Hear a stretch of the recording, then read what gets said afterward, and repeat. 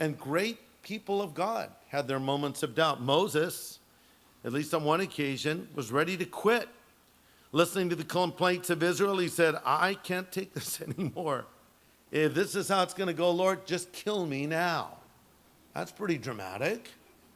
That was Moses. Have you ever said anything like that to God? Also, Elijah, after he heard that Jezebel had effectively put a contract out on him, became discouraged and uncertain and doubtful and said to the Lord, just take my life.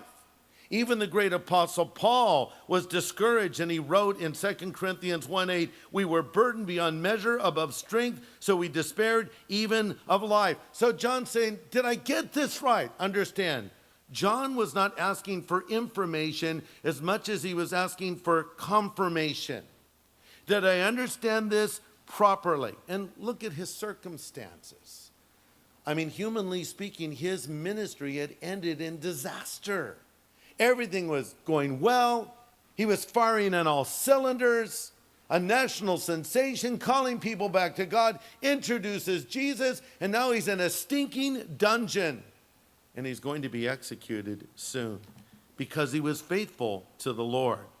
So maybe God forgot. No, God was in charge, and God was doing this exactly as he wanted it done. And maybe that's how you feel right now. You're in a dungeon of sorts. You're in a situation you don't understand. Why are you letting this happen to me, God? You know, you're in a marriage with a man that doesn't believe. And he doesn't get better, he gets worse, it seems, year after year. Or you have a prodigal child, though you've raised them in the way of the Lord. They're rebelling against God, and they keep you up at nights.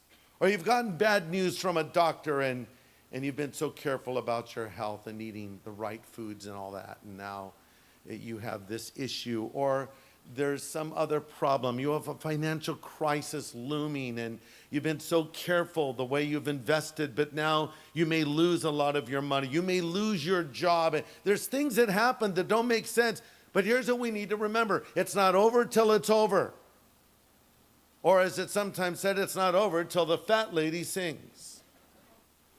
Who is this fat lady? Ma'am, are you here to... No, I'm kidding. But I don't know about a fat lady singing. But I know that you might be in the middle of something that's going to have an amazing outcome. If you don't believe me, just ask Joseph when you get to heaven. So Joe, how'd you feel midstream when you were in that prison after being falsely accused of rape? Did you think it was over?